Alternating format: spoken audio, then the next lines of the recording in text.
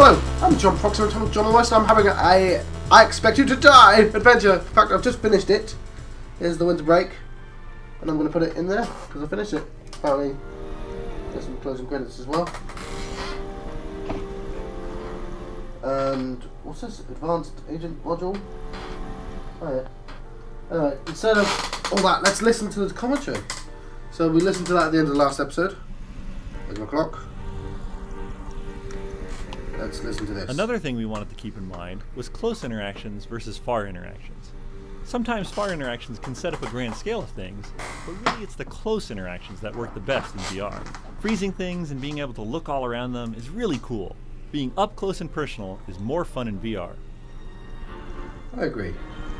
I Expect You to Die currently supports many control schemes, and while that broadens the potential player base, it also comes with significant challenges. The tools behind our tutorial system are quite robust, so that we could create different slide orderings and focus on different aspects for each control scheme. Try the different controllers and you'll see what I mean. You have to be careful when you're conducting playtests in VR to make sure that your guests aren't too immersed. We've had a half dozen or so people fall right out of their chairs they're reaching for things. That's why we put a nice soft rug underneath our playtesting chair to protect both the hardware and people's knees. One thing that we kept in mind as we were designing puzzles was, can items be used for more than one purpose? For instance, the bottle is fun to play around with. You can pop the cork, release the champagne, have a little moment of celebration, but you can also break the bottle and use the shards of glass to cut the wires on the bomb. Is it the multi-tool or the unitasker? Whenever possible, we'd go for the multi-tool. That's fair enough. I played a certain amount of... Oh, there we go. Puzzle games. And... celebrate our win. Lovely. I Expect You to Die currently supports many controls. I Expect You to Die. We went through many names for what we now call souvenirs. They were additional objectives, they were spy achievements, mementos. No matter what their name, they're fun to play with. Enjoy collecting them all.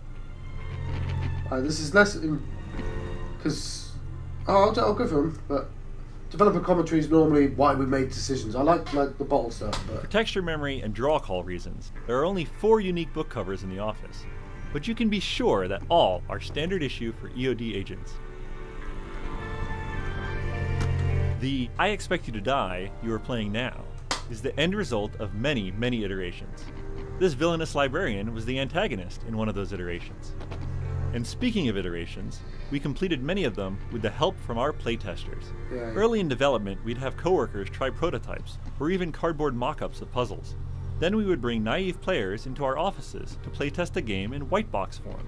That is, most of the art would be untextured, simple forms, mostly cubes. Then later we'd continue almost daily in-house testing, as well as sending the game out to third-party testing facilities. Among other more targeted questions, we'd always ask these 5. What was your favorite or best moment or interaction? What was your least favorite or most frustrating moment? Was there anything you wanted to do but the game didn't support? If you could wave a magic wand and add, remove, or change anything, what would it be? And when did you feel most clever? By tracking these answers, we could focus in on how to make our game as great as possible. Right, have I done that one there? One of the problems we had to solve on I Expect You to Die was objects getting hidden behind other objects in a level. Players would constantly lose objects behind desks and chairs while solving the puzzle. Using physics raycast against every object in the scene to determine if the player can see it wasn't a viable solution due to performance concerns. Instead, we came up with an approximation called hidden volumes. A hidden volume is essentially a trigger volume that does 2 things when an object falls into it.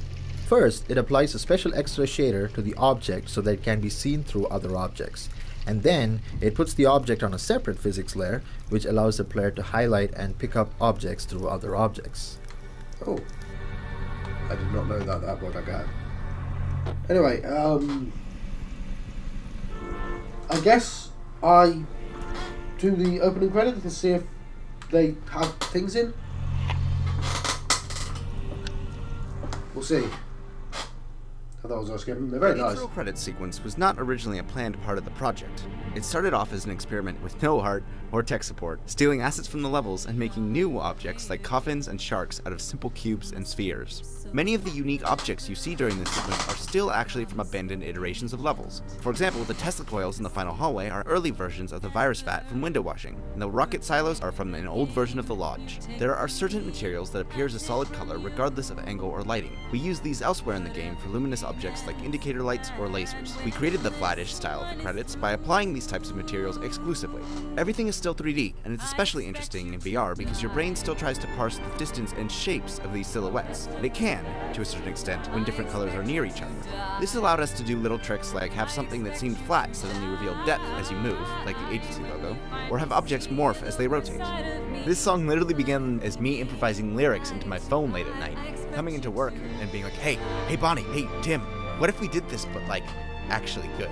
We were still bootstrapping at this point, but I approached Jared, Sean, and Mark with the phone-sung song and thrown together visual prototypes. They were on board enough for us to feel comfortable continuing to experiment, with the hope that perhaps this was something that could be unlocked at the end of the game. Jared did his own pass on the lyrics, and by fusing the two versions, I got our final song. Once the lyrics were close to their final state, I felt inspired on my lunch break one day and recorded myself singing the lyrics a cappella, which ended up being pretty much the final melody of the song. I then took the lyrics, the original phone recordings from Connor, and the melody Bonnie recorded, and fleshed it out into a full-fledged song. The first recording of the song was just me and my piano, recorded hastily in my apartment at like 2 in the morning. Eventually, I made another version of the song with a rough instrumentation of strings and brass, with Bonnie singing lead and both of us on the backing vocals. In January 2016, we finally showed our credits experiment to the studio leadership. It went pretty well. It was decided that this would be the first thing you've seen, which is a little more pressure. Meanwhile, I was working on fleshing out the orchestration more with virtual instruments and made a new demo. I submitted a segment of that demo to the Music Demo Derby at GDC. The feedback we received was that it sounded like a polished demo rather than a final product, and that we should look into recording live instruments. We contracted some studio musicians, recorded new vocals with Bonnie and the background singers at local Pittsburgh studio Red Cayman, and then they took care of the rest of the mixing and mastering of all our stems. We ended up with a really great final product. I don't think any of us ever imagined that this would have been possible, but we are all incredibly proud of the end result. It is a really cool opening sequence.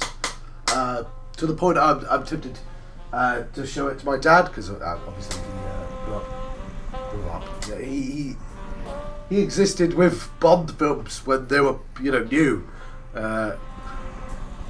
Anyway. So hopefully, I can't remember which one is the first level. Spy training, I guess. So I'm going to try and get through this as quickly as possible. Let's make sure your implants are working properly. We wouldn't want any incidents to tarnish our perfect track record. I find... Alright, you know what, that's fine. So, Friendly Skies, Deep Dive. Squeaky clean, isn't it? No, it's Friendly Skies. Okay. We're calling this mission Operation Friendly Skies. I hope Okay. you like cars. Right, so I'm only here to do the this stuff. For location, we wanted something that was familiar and had good affordances. That is, things around you would lend themselves to natural interactions you could immediately grasp and understand. The most high-tech If those affordances were varied, resource pulling, considerable turning, pushing, opening, Naturally, all the better. We'd like to A car interior lent itself to drive that, the plane. as well as the seated Just experience that we were after. vacation you're Yeah. always going on about. Alright, shut up you. Right. So we were presented with this idea of a button that releases a pile of scorpions. Bonnie and I thought it was hilarious and had a fun time trying to figure out what we could record. We started with some plastic tongs from the studio's kitchen for the claws. We also had a whole bunch of plastic straws that we had cut up into small pieces for another recording session. So I grabbed a handful of those and started bouncing them around in my palms. The result sounded like a bunch of little crunchy bug feet skittering around, so we recorded Bonnie clacking the tongs like castanets while I bounced these little straw pieces around in my palms. We must have looked ridiculous. But mix in a little hissing sound and you've got yourself a pile of scorpions.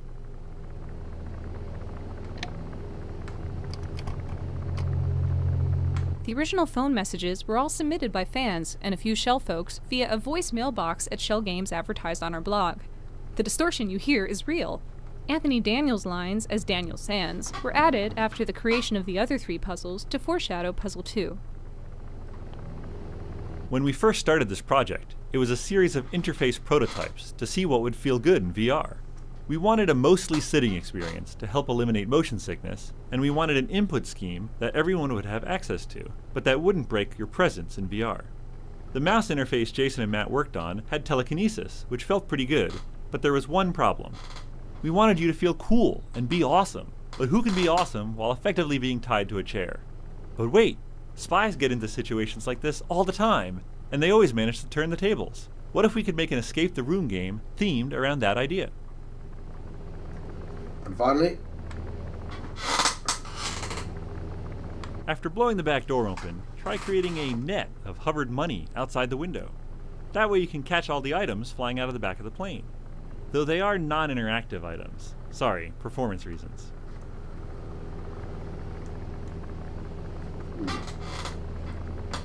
right, I'm gonna assume.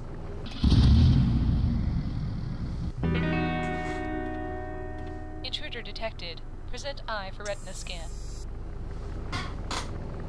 Let's go back to the office. Move head closer to scanner. Scan avoided. Targeting. And check out the other ones, because I'm only here to listen to the developer's commentary. So friend disguise is done. Squeaky clean. Those people recognize you now. Right. You're going undercover.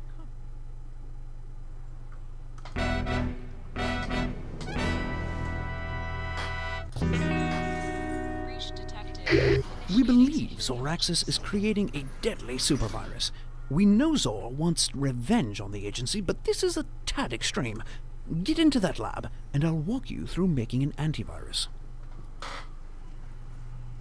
The final Operation Squeaky Clean combined science-based puzzles with some light security evasion, but original versions of this level leaned much more intensely into the security side of things. I'm pretty sure we could make an entirely new level based on some of the stuff we tried and cut, like hiding from security cameras and eavesdropping on conversations in adjacent rooms. Maybe we still will.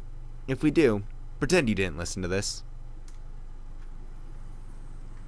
Here is a problem we struggled with for a while. Before the window is broken, you want to be further away from the building so that interactions with the window feel good. After the window is broken, however, you want to be as close to the building as possible so that you can interact with what is inside easily.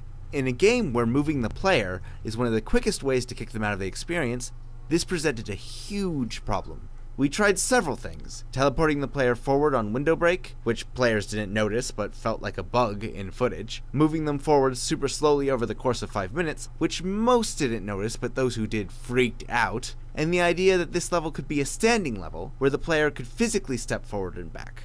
We even tried turning the window washing platform into a cherry picker that the players could move forward and backwards at will, which was interesting. Nauseating, but interesting. So how did we solve it, in the end? Well, we didn't. We made it go away. David and Chris sidestepped the problem entirely by angling the window away from you, so the player could be right up against the building without feeling pressed against the glass. It's a little architecturally weird, but never let realistic architecture get in the way of good gameplay design. That's clever. The idea of a paper airplane was something we wanted for a long time, but never got around to making it for the game. Then, the Saturday after GDC, I grabbed some of my friends in the game industry, and we sat down and had a paper airplane jam. It took us about 4 hours, but it worked out well and we got it in the game.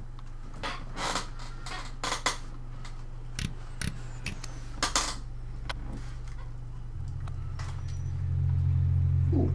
One of the big concerns in window washing was how players afraid of heights would react. We wanted to make it manageable for them, but we also felt the sense of height was an essential part of the setting and didn't want to lose that. We spent a lot of time changing the platform size and railing height in order to try to hit the right balance, and even created a list of everyone at Shell Games who was afraid of heights so we could subject them to our cruel experiments. It's probably not completely solved, but I think we got the game to the place where agoraphobes wouldn't be driven out, at least. I mean, if you are listening to this, you got through it. Though this bubble is on the ground below, so you're probably not that afraid of heights anyway.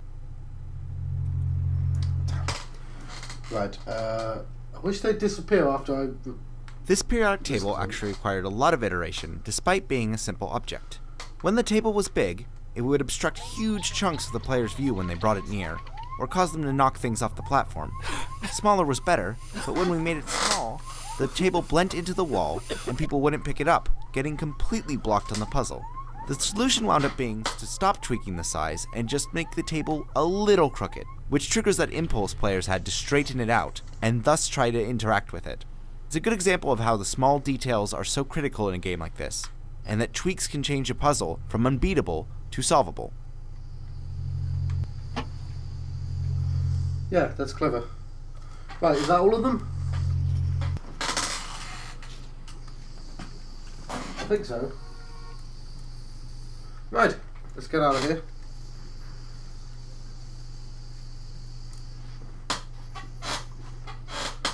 Right, 3 to go.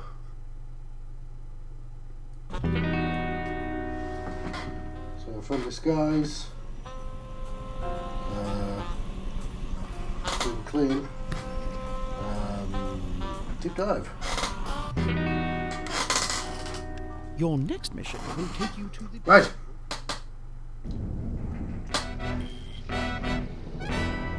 Let's let the person talk before I start reading stuff. Welcome to our state-of-the-art Zoraxis escape pod. An explosion has disabled primary functions. This is an emergency. Please start engine manually.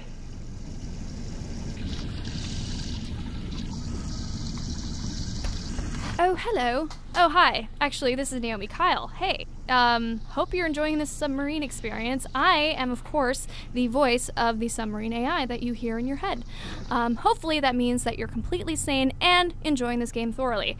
I Expect You to Die was actually a game that I demoed a while ago and was very, very interested in playing a character in. So I reached out to Shell Games, who made this amazing game that you are currently in, and I hope that you guys enjoy it because I had a really great time voicing this character for you, so hope you don't die.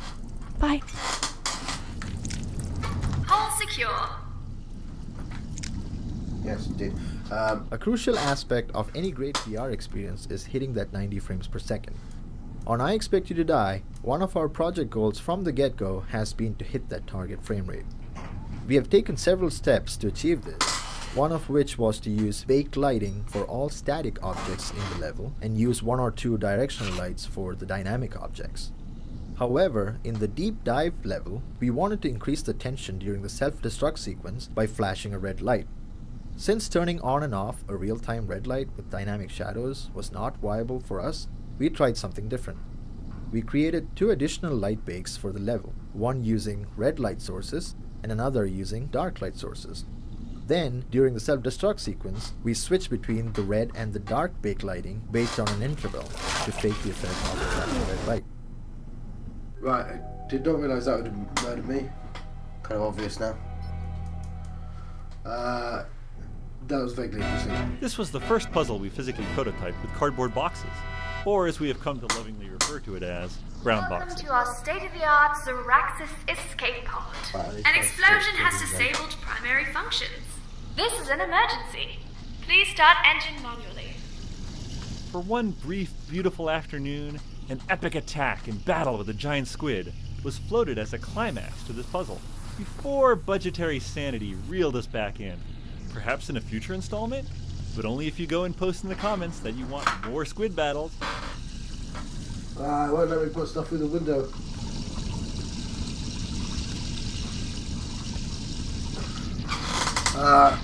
1, 2, 3, 4. Let's see if there's... While brainstorming for puzzles, we had a lot of ideas. One of which was a bathroom at a spy party. It would house the secret entrance to something, and you'd be thwarting its security in hilarious ways. But then we realized bathrooms have mirrors, which we were avoiding. Did you ever notice the car doesn't have rear view or side view mirrors? Bathrooms also usually have lots of water and cloth towels, both costly to performance. Oh well, no spy bathroom for you. Fair enough, I'm just going to stick my head out the window.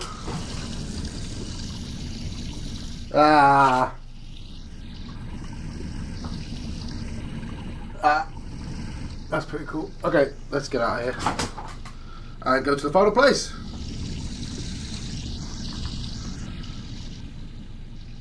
So So the end of the developer's commentary. You're... And then we've got everything. Then I can tear up the card.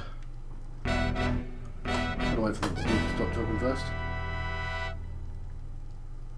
do I get to that one? You've certainly made yourself comfortable in Zor's private hunting lodge.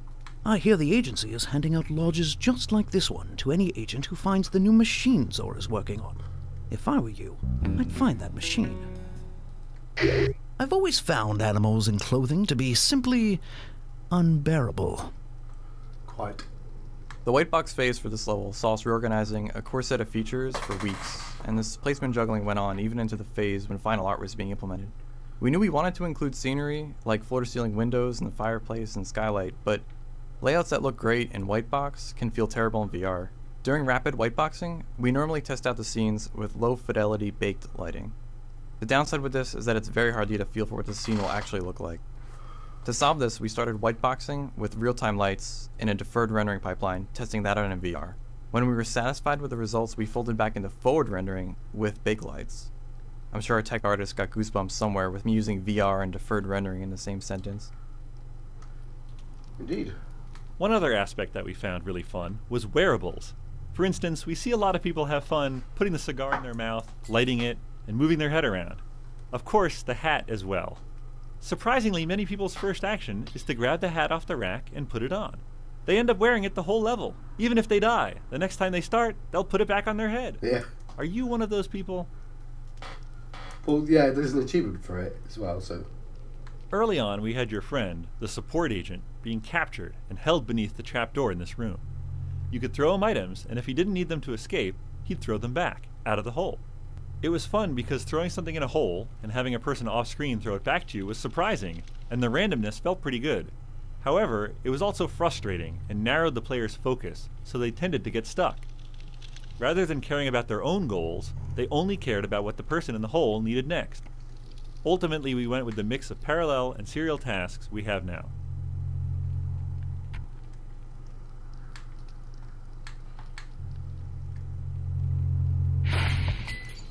Bear Archer was one of the first phrases that stuck with me from the beginning of development on this level. It's fine. It seemed that no matter what happened in design, we would end up with the bear as a key character in the scene that you interact with. Doesn't bother. There was also some discussion at one point of making the bear speak to you, where his mouth would open, and that is where the voice would come from that you hear, instead of the computer system on the desk. But that was thrown out early on. I'm glad at the end he is still as entertaining as he can be, and quite scary if you don't know how to survive bomb arrows. So you said about something about scotch. Oh, that must be the Molotov achievement. So how do I get to that one?